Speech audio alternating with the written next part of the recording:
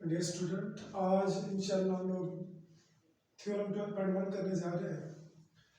तो सबसे पहले तो एक बात ज़हन में रखी जाए कि ये जो थ्योरम को लेके ना हमारे जहन में एक कॉन्सेप्ट बना हुआ है कि याद कर लेंगे हम इसको।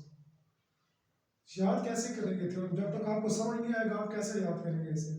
तो सबसे पहले इससे आप लोगों ने ना ये जो जहन में बना हुआ कि मुश्किल है थ्योरम, बिल्कुल मुश्किल नहीं है, आसान। आप 5 मिनट के लिए यहाँ से थोड़ा सा गौर करें। आपको सबसे पहले मैं एक बात बता दूं, ये 6 थ्योरम है कुल यहाँ पे 12.6 तक। आप पहला थ्योरम अच्छे तरीके से समझें, ठीक हो गया? और इसको समझने के बाद आप देखेंगे आप इंशाल्लाह खुद ब खुद ये थ्योरम आप इनको सॉल्व करना शुरू कर देंगे। इनमें जो टर्म्स यूज होनी है वो मैं पहले थ्योरम में समझा देता हूँ आपको, इसके बाद बहुत इजीली हो जाएगा आपके लिए ये थ्योरम करना। तो पहला थ्योरम जो है आपने गौर से समझना है, ठीक है? इसमें जो चीजें बता रहा हूँ आपने थोड़ी देर के लिए ना संजीदा हो जाए, थोड़ा सा इसे देख लें। इंशाल्लाह इजी है सारे, ये बिल्कुल कोई मुश्किल बात नहीं है कि ये थ्योरम मुश्किल चीज है या समझ नहीं आता या रट्टा लगाना पड़ता है, ऐसी बात बिल्कुल भी नहीं है, बिल्कुल इजी है। आप सिर्फ समझे जो चीज कहा जा रही है। असल में ज्योमेट्री को लेके हमारे जहन में कॉन्सेप्ट बन चुका है कि बड़ी मुश्किल चीज है, बिल्कुल ही मुश्किल। देखें जरा से थ्योरम क्या है? Any point on the right bisector of a line segment is equidistant from its and point. अच्छा, ये पहला थ्योरम है इसलिए मैं इसमें थोड़ा सा डिटेल में समझाना चाहता हूँ, ठीक है जी? अब देखिए इसमें कितनी चीजें यूज हुई है। राइट बाइसेक्टर का वर्ड यूज हुआ है नंबर 1, ये राइट बाइसेक्टर। ये राइट बाइसेक्टर क्या चीज है? उसके बाद जी ये लाइन सेगमेंट क्या चीज है, इक्विडिस्टेंस क्या चीज है, एंड पॉइंट क्या चीज है। ये 4 चीजें आप लोग पहले समझ लें एक बार भाई, आराम से समझें और इसके बाद देखिए बिल्कुल इजी थ्योरम है, ठीक है जी? सबसे पहले हम राइट बाइसेक्टर के बारे में पढ़ते हैं कि राइट बाइसेक्टर है क्या चीज। पहले थ्योरम में फिर बता रहा हूँ, ये चीजें डिटेल से समझ लिया, थोड़ा सा जहन के ऊपर ना थोड़ा सा जोर डालें, ये सारी चीजें बिल्कुल इजी है। तो राइट बाइसेक्टर क्या चीज है? जरा राइट बाइसेक्टर को देखते हैं हम लोग। ओवर लाइन सेगमेंट, सबसे पहले जो लाइन सेगमेंट देखते हैं, लाइन सेगमेंट जी देखें, ये कोई भी लाइन सेगमेंट है, ये ले जी कोई भी लाइन सेगमेंट, किसी लाइन का कोई पीस ले लें, कोई छोटा सा टुकड़ा ले लें, वो उस लाइन का सेगमेंट, ये लाइन सेगमेंट है हमारे पास है। तो ये बात क्लियर है, लाइन सेगमेंट क्या चीज है? ये लाइन सेगमेंट है। मैं इसको नाम अगर दे दूं फॉर एग्जांपल ए बी का, मैं पहले एक रफली डायग्राम बना रहा हूं ना, ताकि जब आपको समझ आ जाए कि फिर इसको मैं अच्छे तरीके से बना लूंगा। ये ए बी कोई लाइन सेगमेंट है। हमने क्या करना है जी, एनी पॉइंट, कोई पॉइंट लेना है कहां पे? ऊपर राइट बाइसेक्टर। लाइन सेगमेंट की तो समझ आ गई सब, ये समझे राइट बाइसेक्टर। देखिए राइट का लफ्ज जब भी यूज होगा ना, राइट मीन होता है 90 angle, right mean 90 angle. Bisector, bisector का मतलब बाई मीन होता है 2, सेक्टर मतलब होता है कि इसका ये जो सेक्टर बोलते हैं एरिया या इसके हिस्से, ठीक हो गया? बाइसेक्टर मतलब 2 हिस्से। ये लाइन सेगमेंट थी, इसका राइट मतलब जो इसके ऊपर 90 का एंगल बना है। अब 90 का एंगल इसके ऊपर यहां भी मान सकता है, ठीक है? और 90 का एंगल यहां भी मान सकता है। ये तो सवाल पैदा हो, लेकिन हमने कौन सा 90 का एंगल बनाना है? हमने देखे इस लाइन सेगमेंट के ऊपर राइट बाइसेक्टर लेना है। राइट मतलब जो 90 का भी एंगल बनाए और बाइसेक्ट भी करे, इसको सेंटर से बिल्कुल डिवाइड करे, ठीक है जी? तो ये इसका ये राइट बाइसेक्टर होगा। ये लाइन यहां से ये ऐसे भी ड्रा की जा सकती है, ठीक है जी? ये जो लाइन बनी है ना, ये इस लाइन सेगमेंट का बाइसेक्टर है, राइट बाइसेक्टर है। कौन सा जी? इसका राइट बाइसेक्टर है। फिर एक मतलब समझ लें, पहला थ्योरम अच्छे तरीके से समझा है। ये line A B line segment था, ए बी नाम दे दिया। अब राइट बाइसेक्टर इसका क्या होगा? राइट का मतलब होता है जो इसके इस लाइन के ऊपर 90 का एंगल बनाए। तो 90 का तो एंगल बन रहा है, 90 का एंगल भी बनाए और बाइसेक्ट भी करे। बाई का मतलब होता है 2, सेक्ट का मतलब होता है इसके ये सेक्टर, इसके हिस्से। तो बाइसेक्टर इस लाइन के 2 हिस्से काटते हुए ये वाली लाइन क्या कहलाती है जी? बाइसेक्टर कहलाती है। तो ये लाइन में से अगर एल एम का नाम दे दूं, ये जो लाइन एल एम है ना जी, ये वाली, ये लाइन ए बी का बाइसेक्टर है। क्या है जी? लाइन ए बी का बाइसेक्टर है। अब थ्योरम की तरफ आते हैं। ये तो 2 चीजें थी जी। लाइन सेगमेंट क्या है? किसी भी लाइन का कोई पीस ले लें, हिस्सा ले लें, ये इसका लाइन सेगमेंट है। अब लाइन सेगमेंट का राइट बाइसेक्टर कौन सा होगा?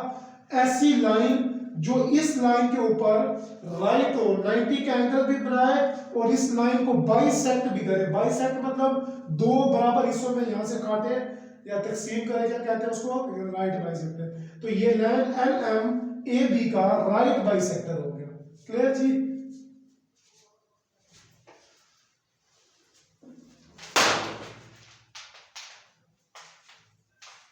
अच्छा जी, तो हमने क्या करना है? हमने अभी कोई पॉइंट लेना है, any point on the right bisector of a line segment. तो मैं डायग्राम बना रहा हूं वही तरह।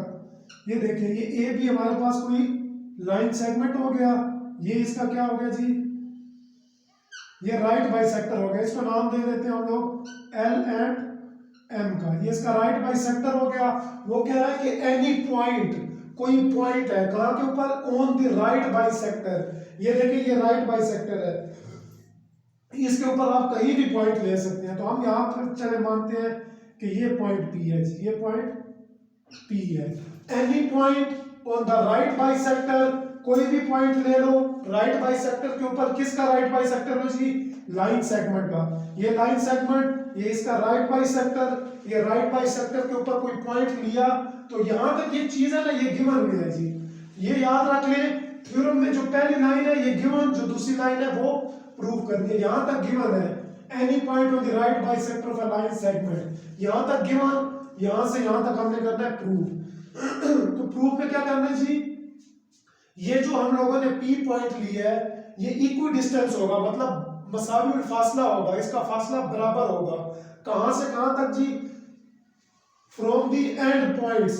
किसके एंड पॉइंट? ये जो लाइन सेगमेंट के एंड पॉइंट है, इसका ये एक एंड पॉइंट है, ये एंड पॉइंट है। तो ये कह रहा है कि P जितना इस पॉइंट से दूर होगा उतना ही इस पॉइंट से भी दूर होगा। ये हमने साबित करना है। क्लियर है जी? एक बार फिर देख ले, ये क्या था? लाइन सेगमेंट थी, ये इसका राइट बाइसेक्टर था। Any point on the right bisector, कोई पॉइंट राइट बाइसेक्टर के ऊपर ले ले तो वो क्या होगा जी? इक्वी डिस्टेंस होगा। इक्वी डिस्टेंस मतलब बराबर फासले पे होगा। कहां से? इस लाइन सेगमेंट के एंड पॉइंट से। जितना ए से दूर है उतना पी से दूर होगा, ये पॉइंट पी। तो हमने यहां से यहां तक का फासला और यहां से यहां तक का फासला फाइंड करना है। तो पहली लाइन यहां तक गिवन, यहां से यहां तक प्रूफ। चलिए जी, गिवन में लिखते हैं। गिवन क्या है जी? ये एनी पॉइंट दिया हुआ है, उसमें एनी पॉइंट है राइट बाइसेक्टर के ऊपर। हम कह देते हैं कि वो पॉइंट पी है जी। P is any point on the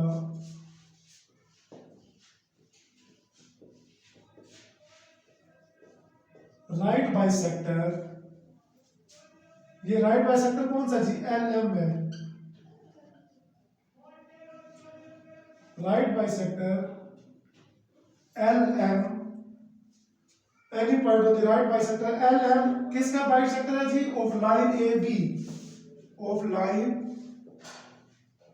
AB, of line AB। ठीक है जी, पहले ये बात गिवन थी, any point and P is any point on the right bisector. ये LM राइट बाइसेक्टर है किसका जी? Of a line AB। इसके ऊपर कोई पॉइंट है, कैसा पॉइंट है जी?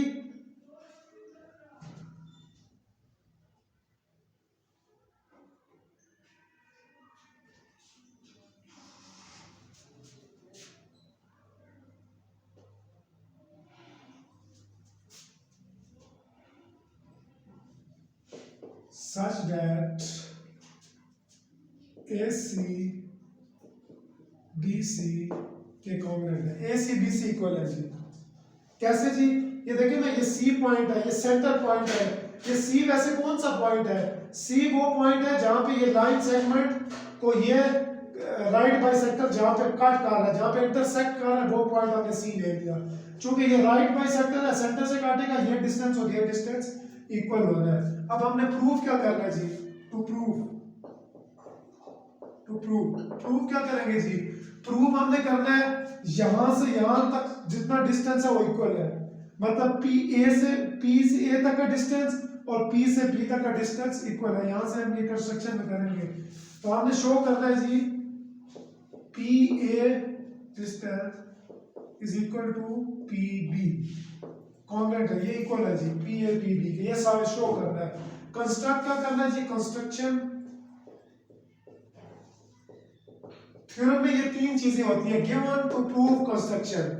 गिवन जो दिया होता है, टू प्रूव जो साबित करना होता है, कंस्ट्रक्शन जो हम थ्योरम को प्रूव करने के लिए जिस चीज की हेल्प लेते हैं या कुछ कंस्ट्रक्ट करते हैं उसको उसे कहते हैं कंस्ट्रक्शन।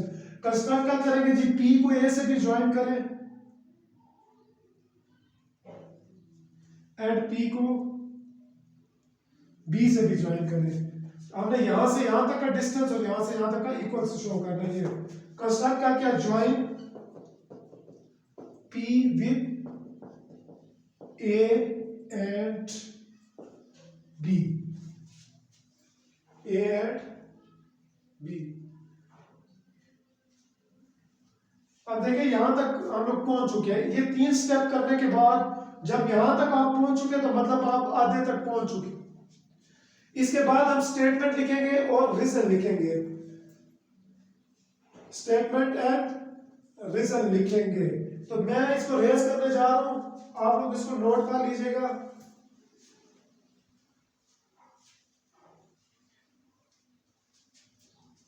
या मैं इस डायग्राम को थोड़ा ऊपर बना देता हूं ताकि ये आपके सामने बना रहे जी। मैं डायग्राम थोड़ी सी यहां बना लेता हूं।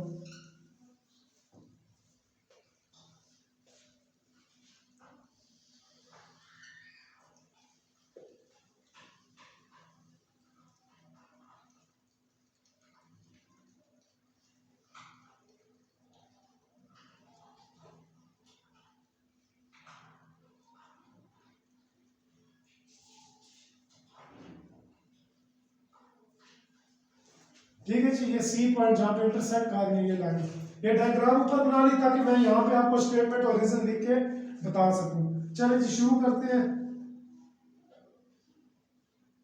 यहाँ पे थोड़ी सी जगह कम है तो मैं थोड़ा सा क्लोज करके लिखूंगा। आप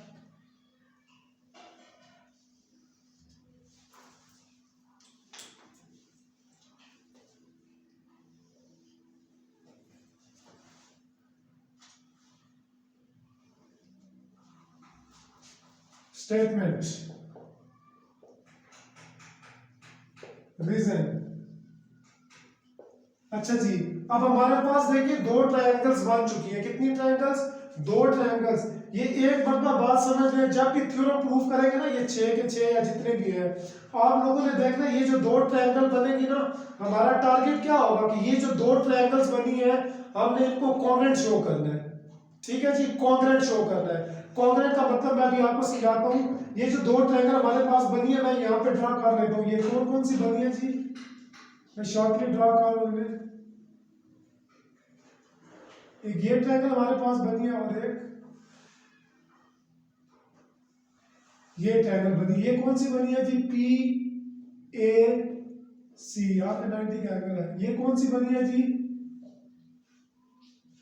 ये पी सी बी, यहाँ 90 का एंगल है। ये दो ट्रायंगल्स हमारे पास बन चुकी है। थ्योरम को प्रूव करने के लिए हमारा टारगेट क्या है, एक बात ध्यान में रख ले, हमारा टारगेट है इन दो ट्रायंगल्स ये जो बनी है हम इनको कॉन्ग्रुएंट शो करेंगे। कॉन्ग्रुएंट शो करने का क्राइटेरिया देख ले जी। कॉन्ग्रुएंट शो करने के लिए दो ट्रायंगल्स कब कॉन्ग्रुएंट शो होती है, देखिए इसकी कितनी साइड्स है, 1 2 3। ट्राइएंगल मतलब तीन साइड तीन एंगल। इसकी कितनी साइड है, 1 2 3, 1 2 3 एंगल, तीन साइड तीन एंगल। तो कॉन्ग्रुएंट, ये दोनों ट्रायंगल कॉन्ग्रुएंट कब होंगी, जब हम शो कर दें कि इसकी तीनों साइड्स जो है वो कॉन्ग्रुएंट है, तब भी ये कॉन्ग्रुएंट हो जाएगी। अब या हम साबित कर दें दो साइड एक एंगल जी कॉन्ग्रुएंट है, फिर भी ये कॉन्ग्रुएंट हो जाएगी। या दो एंगल और एक साइड फिर भी ये कॉन्ग्रुएंट। इन तीनों में से एक काम हमने करना होता है। क्यों करना होता है, ताकि हम कॉन्ग्रुएंट शो करें। या तीनों साइड या दो साइड एक एंगल या दो एंगल और एक साइड। जब भी दो ट्रायंगल को कॉन्ग्रुएंट प्रूव करना हो, इनमें से कोई एक जो आपको इस डायग्राम में सूट करे या जो प्रूफ हो रहा वो आप कर दें, तो दोनों ट्रायंगल कॉन्ग्रुएंट हो जाएंगी। चलिए हम दोनों ट्रायंगल्स को ले लेते हैं। इन ट्रायंगल कौन कौन सी ट्रायंगल बनी है हमारे पास, P A C and triangle कौन सी है जी, पी सी PAC और PBC है, कौन सी? PAC एंड PBC, ये दो ट्रायंगल मान के हमारा काम क्या है कि इन दोनों को ट्रायंगल को कॉन्ग्रुएंट शो करें, हमारा थ्योरम प्रूफ हो जाएगा। ठीक है जी, हमारा मकसद है कॉन्ग्रुएंट प्रूफ करना। कॉन्ग्रुएंट का मैं क्राइटेरिया बता चुका हूँ, कोई सी दो साइड या एक एंगल या दो एंगल एक साइड प्रूफ कर दे कॉन्ग्रुएंट फॉर ट्रायंगल। चल जी, पहले हम ले लेते हैं। सबसे पहले क्या करें जी, सबसे पहले ये देखें यहाँ पे कौन सी साइड आपको कोई इक्वल या नजर आ रही है, तो ये देखें AC BC के इक्वल है। कैसे जी? AC कॉन्ग्रुएंट है जी BC के, इस बात को मानते हैं। AC कॉन्ग्रुएंट टू BC, कैसे जी? गिवन में, ये देखें कहां पे था, गिवन में था, ये देखें गिवन में था AC। तो पहले इसकी रीजन क्या लिखनी है? गिवन। जो बात आप यहां लिखेंगे उसके रीजन बताएंगे कि क्यों लिखा ऐसा। तो AC कॉन्ग्रुएंट टू BC क्यों जी? गिवन है। कैसे गिवन है? क्योंकि ये इसका राइट बाइसेक्टर था, ये लाइन सेगमेंट, मतलब ये बिल्कुल सेंटर से ये लाइन तकसीम हुई, आधी इधर बच गई आधी इधर, तो AC BC के इक्वल, AC BC के इक्वल, AC भी गिवन। पहली बात होगी। दूसरी देखें जी, अब ये देखें ये जो एंगल बन रहा है C के ऊपर, इस ट्रायंगल में जो C के ऊपर एंगल बन रहा है और इस ट्रायंगल में, आप लोग ये ना बनाए, अगर सहूलत के लिए बनाना चाहते हैं फिर भी ठीक है, ये मैंने इसी से ही बनाई है ताकि आपको अच्छे तरीके से समझ आ जाए। अब देखें यहाँ इस ट्रायंगल के भी C के ऊपर 90 का एंगल बन रहा है और इस ट्रायंगल का भी C के ऊपर 90 का एंगल बन रहा है। इसका मतलब दोनों का ये जो एंगल C पे बन रहा है ये इक्वल है। तो क्या मतलब हुआ, हम लोग करना क्या चाह रहे हैं, हम ये करना चाह रहे हैं कॉन्ग्रुएंट। कॉन्ग्रुएंट के लिए क्या करते हैं जी, side side angle congruent to side side angle, ये प्रूव करना चाह रहे हैं। कोई सी दो साइड्स इक्वल है और कोई सा एक एंगल भी कॉन्ग्रुएंट है, कॉन्ग्रुएंट शो करना चाह रहे हैं ये चीज। एक साइड हमने कर दी। अब एंगल देखें ये C पे बन रहा है, तो कौन सा एंगल जी? Angle PCB is congruent to angle कौन सा जी? PCA। ये एंगल का साइन है, angle PCB congruent to angle PCA। क्यों है ऐसा? कंस्ट्रक्शन, ये भी गिवन है जी, गिवन है।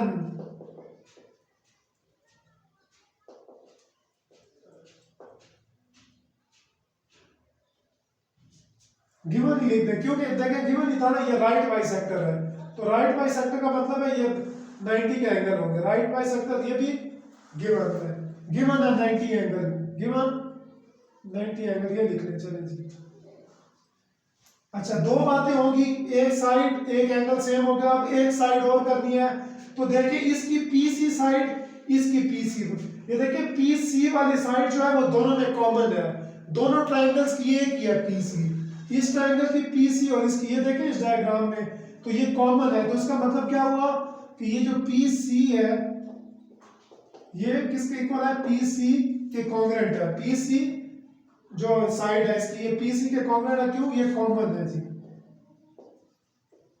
तीनों कंडीशन पूरी होगी। देखिए दो साइड, ये साइड इक्वल, ये साइड ये से कॉन्ग्रुएंट होगी, ये दो साइड कॉन्ग्रुएंट, ये दो साइड कॉन्ग्रुएंट, तो दो साइड भी होगी और एक एंगल भी कॉन्ग्रुएंट है क्योंकि वो 90 एंगल था, तो लिहाजा तीनों हो गए, दो साइड और एक एंगल कॉन्ग्रुएंट हो गए। इसका मतलब क्या है?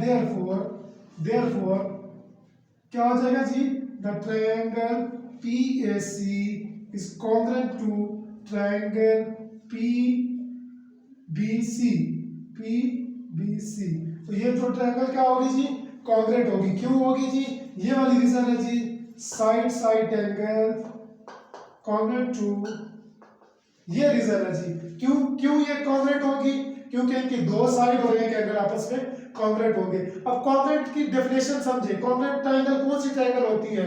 ऐसी ट्रायंगल जब भी कोई ट्रायंगल कॉन्ग्रुएंट हो जाए, इसका मतलब है उसकी करस्पॉन्डिंग साइड भी इक्वल होंगी, उसके करस्पॉन्डिंग एंगल, 6 एंगल है, इसके करस्पॉन्ड ये एंगल, इसके करस्पॉन्ड ये एंगल, इसके करस्पॉन्ड ये एंगल, इस साइड के ये एंगल, इस साइड के। देखिए ना करस्पॉन्ड का मतलब समझे, करस्पॉन्ड का मतलब है ये हाइपोटेन्यूज है ना, ये बेस होता है, ये परपेंडिकुलर, मतलब इसका हाइपोटेन्यूज इसका हाइपोटेन्यूज के इक्वल होगा, कॉन्ग्रुएंट होगा। इसका बेस इसके बेस के कॉन्ग्रुएंट होगा, इसका परपेंडिकुलर इसके परपेंडिकुलर के कॉन्ग्रुएंट होगा। तो मतलब हर करस्पॉन्डिंग साइड इसकी ये करस्पॉन्डिंग इसके कॉन्ग्रुएंट, ये बेस करस्पॉन्डिंग इसके कॉन्ग्रुएंट और ये परपेंडिकुलर इसके कॉन्ग्रुएंट। इसका मतलब अगर दो ट्रायंगल्स कॉन्ग्रुएंट हो जाए तो उनकी हर करस्पॉन्डिंग साइड इक्वल होती है और करस्पॉन्डिंग एंगल इक्वल होते हैं। तो यहां से हम क्या कह सकते हैं, यहां से हम कह सकते हैं कि PA is congruent to PB। इसके रीजन क्या लिखेंगे, करस्पॉन्डिंग साइड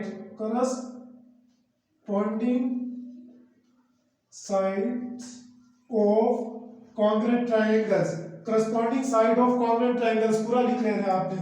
तो देखिए ये क्यों हुआ ऐसे, PA PB के कैसे बराबर हो गया। तो देखिए PA एक साइड है ट्रायंगल की, इस ट्रायंगल की, और PB दूसरी ट्रायंगल की साइड है। अभी हम लोग पढ़ चुके हैं, अभी मैंने बताया आपको कि अगर दो ट्रायंगल्स कॉन्ग्रुएंट हो जाए तो उनकी हर करस्पॉन्डिंग साइड इक्वल होगी। तो यहाँ पे हम लोग बता चुके हैं ये दोनों ट्रायंगल आपस में कॉन्ग्रुएंट है।